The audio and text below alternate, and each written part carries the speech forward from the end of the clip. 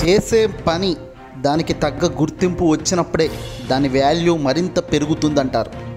అధికారంలో కొద్ది రోజులు ఉంటాము, కానీ ఆ అధికారంలో ఉన్నప్పుడు చేసిన పనులు దానికి వచ్చే వాల్యూస్ వల్ల వచ్చే ఆనందం మరో రేంజ్లోనే ఉంటుంది.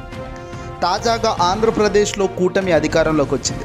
వైఎస్ జగన్ వైఎస్ఆర్సీపీ పార్టీని ఓడించిన తెలుగుదేశం పార్టీ అధినేత చంద్రబాబు, పవన్ కళ్యాణ్, బీజేపీ 3 పార్టీలు కూడిన జతగట్టిన ఒక కూటమి ప్రస్తుతం అధికారంలో ఉంది. అయితే ఇక్కడ అధికారంలోకి వచ్చిన కూటమికి ఒక్కసారిగా చెంపదెబ్బ లాంటి ఒక లెక్కలు బయటపడుతున్నాయి. అధికారంలోకి అయితే రాగలిగారు, కానీ జగన్ చేసిన పనులను పూర్తిగా చెరిపేసే కార్యక్రమాలను మాత్రం ఎన్ని చేసినా ఆ క్రెడిట్ మాత్రం వీళ్ళు గొప్పగా సాధించలేకపోతున్నారు. అందులో భాగంగా పైకి జగన్ చేసిన మంచి, జగన్ నిర్ణయాలు నేడు స్పష్టంగా మరోసారి గుర్తింపు లభిస్తూ ముందుకు ఎగిసిపడుతున్నాయి. రాష్ట్రంలో గతంలో పెట్టుబడులకు పెట్టేందుకు అసలు ఏ పారిశ్రామికవేత్త ముందుకు రావడం లేదు. పూర్తిగా ఆంధ్రప్రదేశ్ రాష్ట్రంలో పెట్టుబడులు పెట్టే వాతావరణమే లేదంటూ జోరుగా ప్రచారం చేసిన కూటమి పార్టీ టీడీపీ, జనసేన, బీజేపీలకు ఇది చెంపపై లాగిపెట్టి కొట్టిన సమాధానమే అవుతుంది. ఈ సమాధానం చెబుతుంది కూడా వాళ్ళు వీళ్ళు కాదు, ఏకంగా గతంలో పారిశ్రామికవేత్తలకు అవకాశాలు ఇచ్చిన దాని ప్రకారమే. వైఎస్ జగన్మోహన్ రెడ్డి గారి ప్రభుత్వంలో అధికారంలోకి వచ్చిన తర్వాత పూర్తిగా 100% పారిశ్రామికవేత్తల అభిప్రాయాల ఆధారంగా ప్రకటించిన ఈఓడిబి ర్యాంకుల్లో ఇచ్చిన డాటానే ఇప్పుడు మీ ముందుకు పెట్టే ప్రయత్నం చేస్తున్నాం. ఇదేదో ఎవరో వైసీపీ వాళ్ళో లేదంటే జగన్కు సంబంధించిన వాళ్ళు డాటా విడుదల చేయలేదు. ఇది న్యాయం జరిగినదట్టు ఏదైతే సత్యం ఎటువైపు ఉందో ఆ పారిశ్రామికవేత్తలు ఎవరైతే జగన్ హయాంలో లబ్ధి పొందారో, ఎవరైతే జగన్మోహన్ రెడ్డి గారి సమక్షంలో వాళ్లకు మంచి జరిగిందో వాళ్ళు ఇప్పుడు ఇచ్చిన ర్యాంకుల్లో ఆంధ్రప్రదేశ్ ఏ స్థానంలో ఉందో చెప్పే ప్రయత్నమే ఈ వీడియో యొక్క సారాంశం. రాష్ట్రంలో పెట్టుబడులను పెద్ద ఎత్తున ప్రోత్సహించేలా గత ముఖ్యమంత్రి జగన్మోహన్ రెడ్డి గారు తాను తీసుకున్న నిర్ణయాలకు మరోసారి కేంద్రం గుర్తింపు లభించింది. ఇది సంతోషకరమైన వార్త.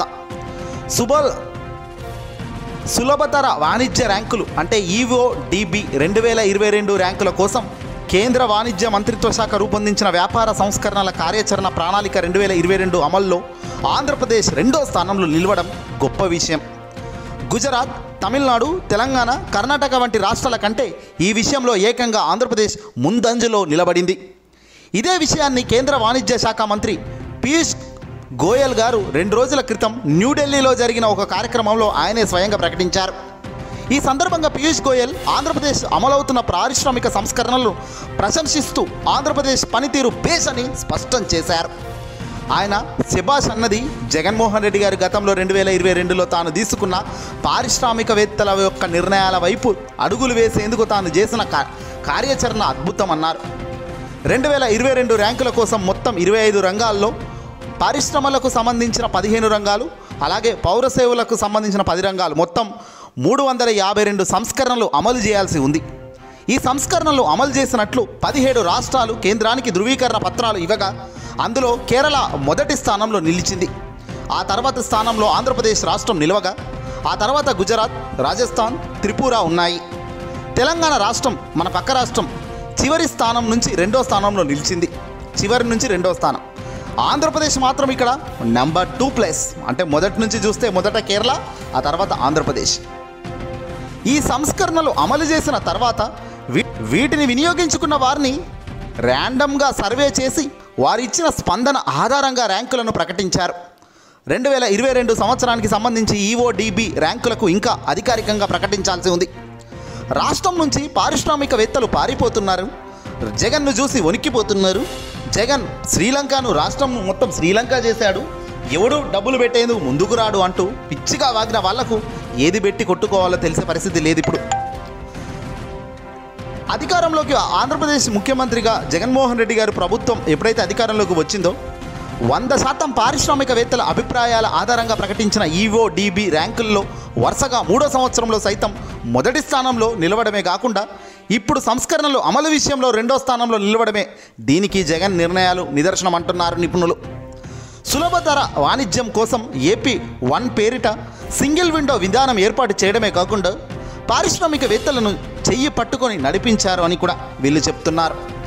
దీంతోనే Deccan, Century Plywood, ATG, Davis, Aurobindo వంటి అనేక దిగ్గజ కంపెనీ రాష్ట్రంలో పెట్టుబడులు పెట్టేందుకు ముందుకొచ్చాయి.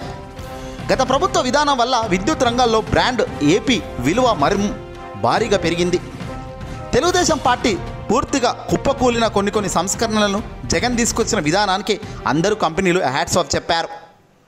తెలుగుదేశం పార్టీ నిరంతరం ఆరోపించిందే నిజమైతే అదాని, గ్రీన్కో, ఆర్సెల్యుల్ మిట్టల్ వంటి విస్తరమైన పేరున్న భారీ పెద్ద కంపెనీల ఇంధనం రంగంలో 7,69,815 కోట్లు ఎలా పెట్టుబడి పెట్టాయంటే పరిశ్రమలు ఇక్కడ నిదర్శనం. ఏదేమైనా చంద్రబాబు గారి హయాంలో ఏం జరుగుతుందో చూస్తున్నాం. గడిచిన 5 ఏళ్లలో జగన్ హయాంలో ఏం జరిగిందో కూడా ఇదిగో కేంద్రం లభిస్తున్న ఈ గుర్తింపు దాంట్లో నెంబర్ 1గా నిలుస్తుంది. ఇక్కడే పీయూష్ గోయల్ ఆంధ్రప్రదేశ్ మాజీ ముఖ్యమంత్రి జగన్ను కంగ్రాచ్యులేషన్స్ చేశారు. తాను అధికారంలో ఉన్నప్పుడు తాను తీసుకున్న నిర్ణయాల వల్లే ఈరోజు కేరళ తర్వాత 2వ స్థానంలో ఆంధ్రప్రదేశ్ నిలిచిందని కేంద్రం గుర్తింపు లభించింది.